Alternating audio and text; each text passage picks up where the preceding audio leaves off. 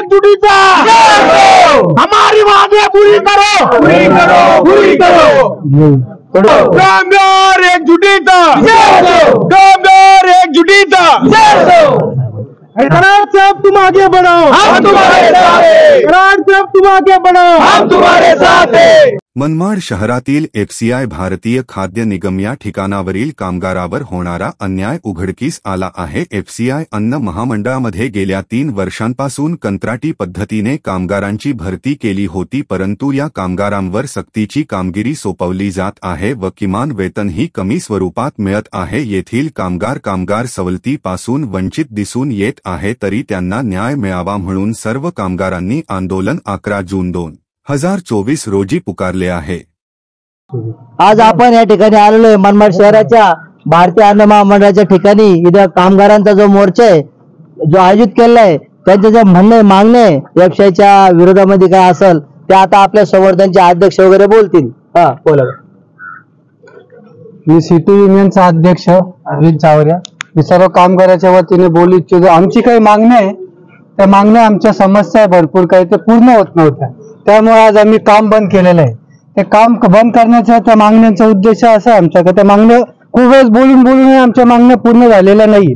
तुम्ही आम्हाला उपोषणास बसलेले आहेत का एक पहिलेच आंदोलन आहे? पहिलं आंदोलन नाही, याच्या पहिले आम्ही आंदोलन केलेले, पण आज आम्ही आंदोलन करतोय तर ते सिटी युनियनच्या थ्रू करतोय। किती दिवसापासून तुमचा लढा चालू आहे? हा लढा आम्ही आजचं आंदोलन आजपासून हे आजपासून पहिले अगोदर पहिले केले? याच्या पहिले आंदोलन केलेले आहे। किती वेळेस?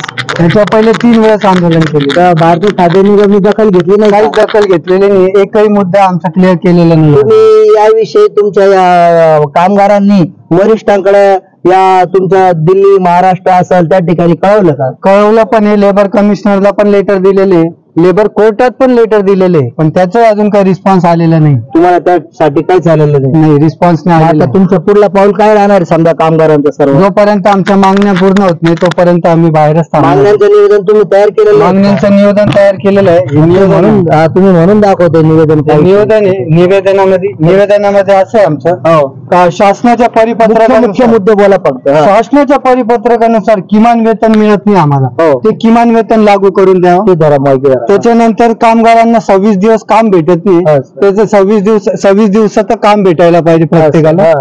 आमचे जे ESIC मेडिकल इन्शुरन्सची फॅसिलिटी आमचे त्याचे पैसे कटिंग होतात, दर दिवसाप्रमाणे पैसे कटिंग होतात, पण त्यानंतर आमच्या मुलांना काही जखम लागते, कोणाचं काही नुकसान होतंय, त्याबद्दल अजून कोणालाच काही बेनिफिट भेटलेलं नाही। सध्या ESIC चे कार्ड पण भेटलेले नाही। तुम्ही जे आंदोलन करताय जिल्हा मुख्य व्यवस्थापक जे एफसीआयचे, त्यांचं काय आश्वासन? त्यांना हे कळवलं आम्ही, ते फक्त आश्वासन देतात का आम्ही करून देऊ। ठेकेदार पण आश्वासन देतात आम्हाला का तुमचं होऊन जाईल। त्यांना निवेदन दिलं का? त्यांनाही निवेदन दिलेलं आहे, याच्या पहिलेही त्यांना लेखी निवेदन दिलेलं आम्ही।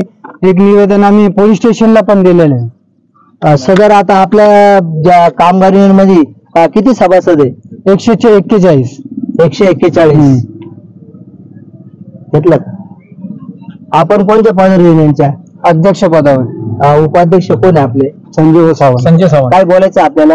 माझं म्हणणं असंच आहे की मध्ये जे साहेब लोक पण जे काम करताय, 2-2 जणांमध्ये काम भरपूर घेत आहे, तर मुलांना त्याचा त्रास पण होतोय, पेमेंट कमी आहे, आणि त्याच्यानंतर आता पावसाळा त्याच्यामुळे गट पण पडताय। तर साहेब लोकांचं म्हणणं असं आहे की ते पडवणं काही पण हो, तुम्हाला काम करणं। आम्ही युनियनला पण सांगितलं, त्याच्यानंतर इथं ठेकेदारला सांगितलं, पण ऍक्शन काही घेत नाही।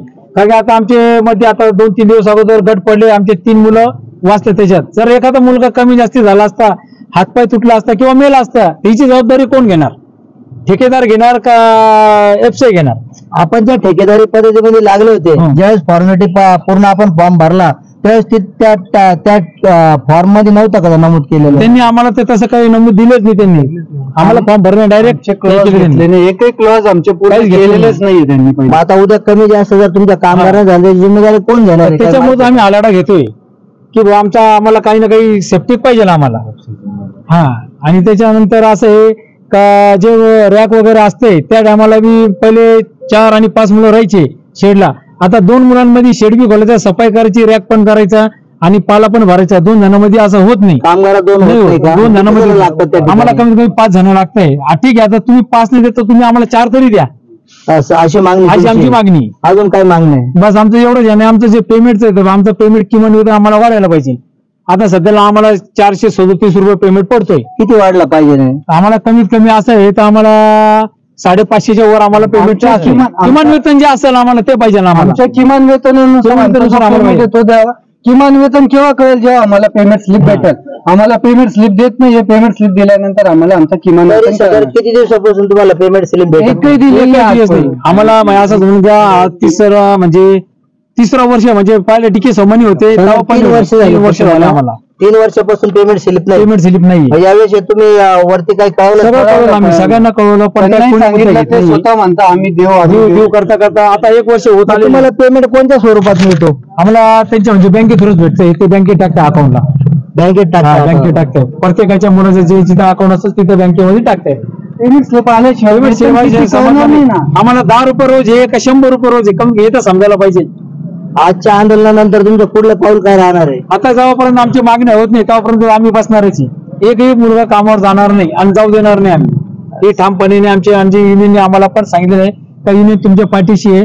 तुमचं सगळं करून देतील हे तुम्ही राहा. आजपासून का काही कालावधी ठरलाय का तारीख ठरली तुमची? नाही आमची कालावधी होती म्हणजे याच्या 1 वर्ष अगोदर पण होतं पण आम्ही आंदोलनाची जी दिशा आहे तुमची ती आजपासूनच आहे. काही तारीख ठरलेली नाही याचपासूनच. आजपासून तारीख नाहीये काही. आजपासून पुढे जोपर्यंत मागण्या तुमचा कामगाराचा लढा हा चालू झाला. अशी का जे वेबसाईटचा रूल आहे त्या रूल सर आम्हाला पण लागू करा सगळे नियम. तेही जे काम करतात ते आम्ही काम करतो अशी मागणी कारण की आमचे मुलं पण भरपूर काम करताय. कामाला घाबरत नाही पण जसं वेतन काम करतात तसं वेतन नाही मिळालं तर त्याचं काम काय मग काहीच फायदा नाही त्याचा. आम्ही लढा करतोय तर सगळ्यांसाठी सगळ्यांचा परपंच आहे. आता जे मुख्य व्यवस्थापक आहे त्यांचं काय नाव आहे वेबसाईटचे ज्यांच्याकडे तुम्ही निवेदन दिलेलं आहे? आता आम्ही कॉन्ट्रॅक्टर आहे त्यांचे माणसं येऊन गेले. त्यांना मंजूर आहे का? नाही त्यांना मंजूर बोलणं असे तुम्ही कामावर जा. तुम्ही काम करा. हे काम करू नका थांबायचे. न थांबता तुम्ही तुमचे काम करा म्हणे. आम्ही तुमचे जवळजवळ 3 वर्षापासून एवढ्याचे उत्तर चालू. आता केव्हापर्यंत सण करणार? आम्ही पण मेहनतच करतोय ना. चोरीने करत आहे ना मागत नाही. तर कमी कमी तर मेहनतचं आम्हाला फळ भेटायला पाहिजे. आज 5 आणि 7 हजारामध्ये कोणाचं घर चालत नाही. लाख रुपयेवाला पेमेंट आला असला तरी तो याच गडबडी मग त्याच्यापेक्षा आम्ही चांगले आहे ना. आम्हाला फक्त आमचं किमान वेतन पाहिजे असं आम्हाला बाकी हे नाही. अजून काही कामगारांना बोलायचं? ठेकेदारचे माणसं येऊन डायरेक्ट बोलता धमकी देत आहे का म्हणे आम्ही तुमचे पोलीस व्हेरिफिकेशन घेऊ. पोलीस व्हेरिफिकेशन घेणार काही नाही. आम्हाला काही प्रॉब्लेम पोलीस व्हेरिफिकेशन घेत आहे पण त्यांचे पण हमाले जवळपास ते बिहारहून आलेले ते 150 आम्हाला असेल. ते 150 एक अंदाजा 150 आम्हाला. व्हेरिफिकेशन कशासाठी? पोलीस व्हेरिफिकेशन त्यांचं बोलणं काही तर काय गुंडे विंडे तर नाही काय कोणी क्राईम करून तर नाही आलेले हे आज त्यांना आज सुस्त आहे का? याच्या पहिले 3 वर्ष जर नाही पाहिलं त्यांनी पोलीस व्हेरिफिकेशन आजच का हे फक्त धमक्या देत आहे. तर आम्ही कामावर जायला पाहिजे. कामावर काढून टाकायचं हे नाव कळेल का आम्हाला? ठेकेदार तर मुंबईचा आहे. त्यांचे राहुल रोडवेज नावाने ते कॉन्ट्रॅक्ट चालवतात. राहुल रोडवेज पूर्ण नाव माहित नाही. छगन पाटील नावाने कॉन्ट्रॅक्ट टाकलेले त्यांनी. छगन पाटील आता सध्या ते तुमच्या आंदोलनासाठी आले होते का? ते आले नाही. त्यांनी त्यांचे जे माणसं इथं कामाला आहे ना त्यांनी पाठवलं होतं. ते येऊन सांगून गेले. आणि त्याच्यामध्ये असं आहे का आम्ही 26 दिवसाचा मुद्दा भरपूर पासून म्हणजे 2 वर्ष पहिले एवढे मुलं कधीच परत गेले नाही. पण हा ठेका 1 वर्षापासून मुलं घरी जात आहे. कारण की 20-30 मुलं असे डेली घरी जात आहे. मग त्यांचा रोजंदार त्यांचं पोट पाणी ना. जे कंपनी दुसरी कंपनी सोडून इकडे आले का नको आपल्या गावातल्या गावात आहे जवळच्या जवळ आहे तर त्यांना बी म्हणजे फटका बसला ना. तुमच्या कामगाराच्या कुटुंबावर उपासमारी झाली जातं ते आली का झालेलीच ते. आमचं एकच आहे का भाऊ आम्हाला एवढं आमची मागणी त्यांनी पूर्ण करावी.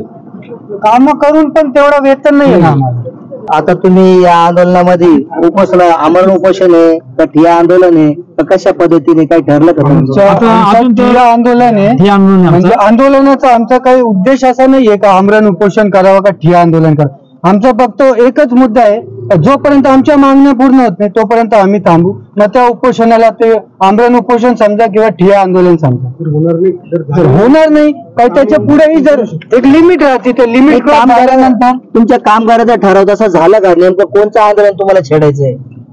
तो छेडायचं म्हणजे आजचा पहिला दिवस असल्यामुळे आम्ही त्या नियमाला आम्ही सध्या पण बसत नाही. वेळ आली तर आम्ही उपोषणलाही बसू. चालेल. वादळ न्यूज आणि पोली डायरी न्यूज कडे तुमची काय अपेक्षा आहे, काय करायला पाहिजे? लवकरात लवकर आमच्या मागण्या पूर्ण होईल तसं काहीतरी नियोजन करा. तुमचा आवाज कामगार एकजुटीचा कामगार एकजुटीचा.